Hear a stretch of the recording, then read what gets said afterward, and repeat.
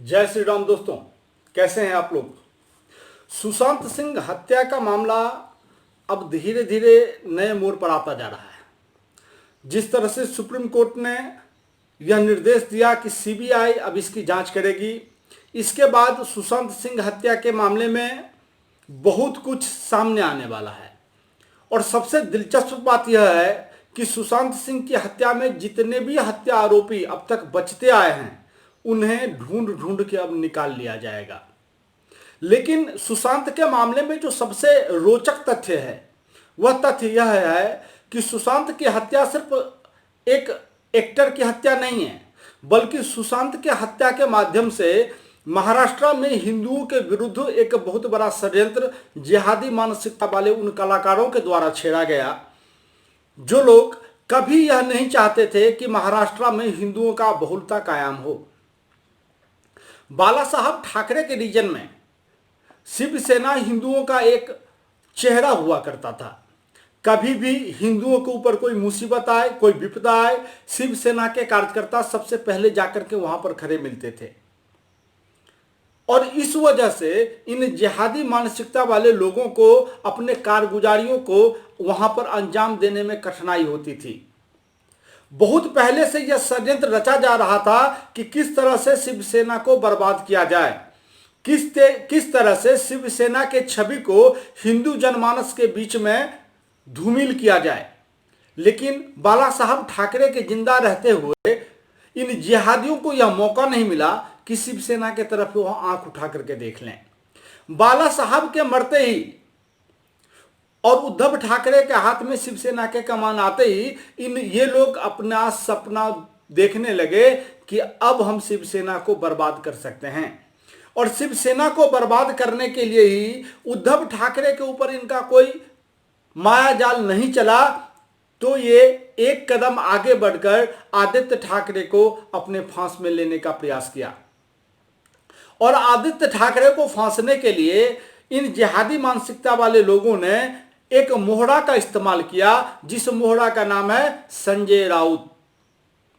संजय राउत के माध्यम से यह सारा का सारा गेम खेला गया, क्योंकि शिवसेना में बाला साहब ठाकरे के मरते ही शिवसेना के वह लोग जो एक समर्पित और कर्तव्यनिष्ठ व्यक्ति थे, जिनका आदर्श बाला साहब ठाकरे के सपने को साकार करना था, उन सभी लोगों को एक एक करके चुन के निकाल दिया गया।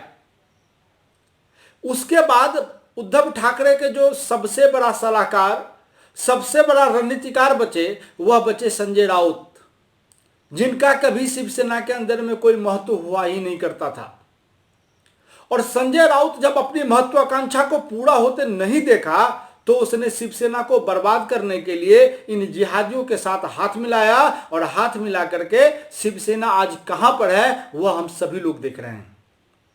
साथियों, हमें यह नहीं भूलना चाहिए कि शिवसेना जैसा संगठन, जो नाम से ही हिंदुओं के प्रतीक थी, हिंदुओं के प्रतिष्ठा के प्रतीक थी, हिंदुओं के सम्मान के प्रतीक थी, एक दिन में खड़ी होती है।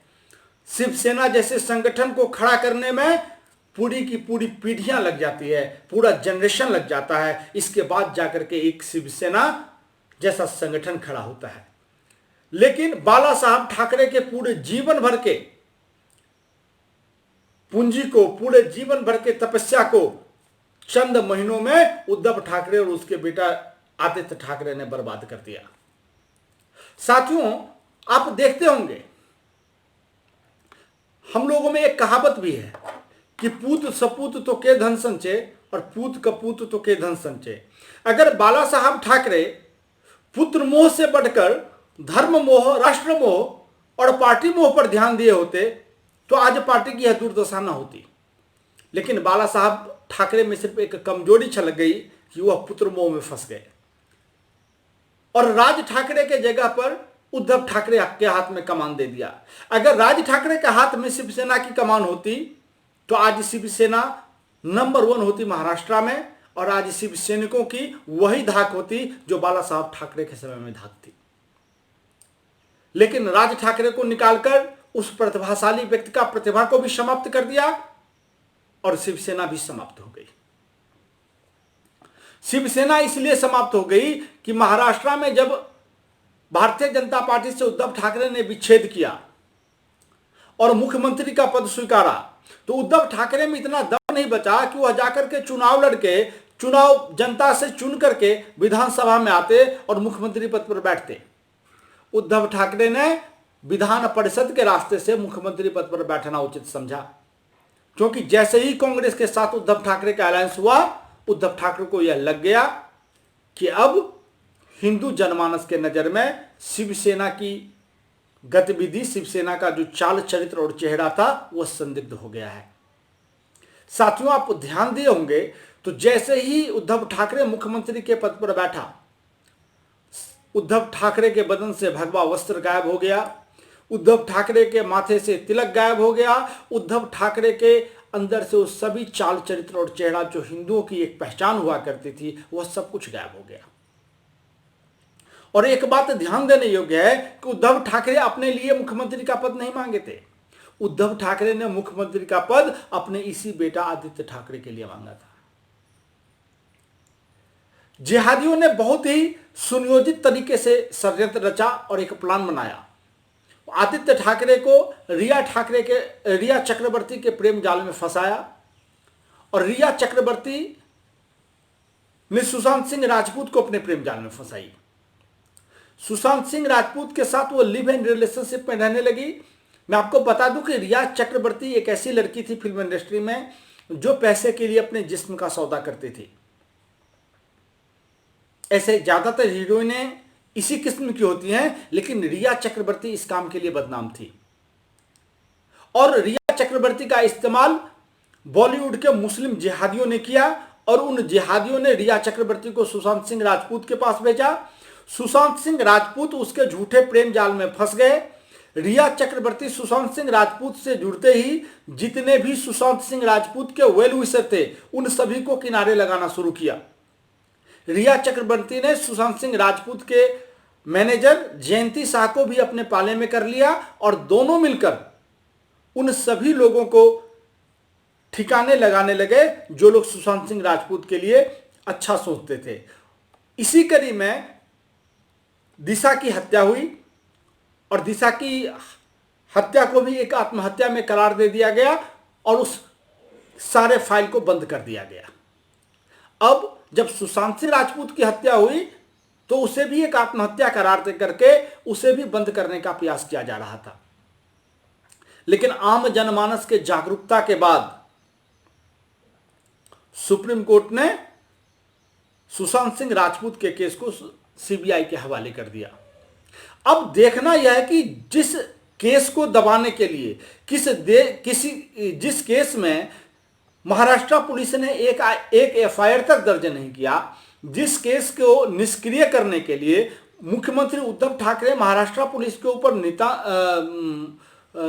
नित नए दबाव बनाते रहे, अब देखना है कि सीबीआई उस केस को किस तरह से हैंडल करती है। लेकिन लोगों का विश्वास है कि सीबीआई के आने के बाद दूध का दूध और पानी का पानी हो जाएगा।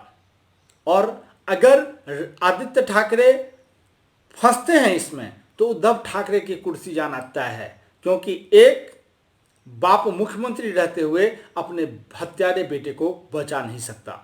इसलिए यह एक दिलचस्प मोड़ है महाराष्ट्र में, लेकिन इस चीज को हमें समझना पड़ेगा। जिहादी मानसिकता वाले लोग अपने मिशन में कामयाब हुए, वह शिवसेना को हिंदुओं के नजर में गिरा दिया और अब हिंदुओं के सामने में शिवसेना की वो इमेज नहीं रही और ना तो बन सकती है, क्योंकि ना तो बाला साहब ठाकरे हैं और ना तो राज ठाकरे शिवसेना में है। इसलिए शिवसेना का इमेज मिट्टी पलीत हो गया और जैसे ही शिवसेना का इमेज मिट्टी पलीत हुआ वैसे ही हिंदुओं का भी वहां पर इमेज मिट्टी पलीत हुआ।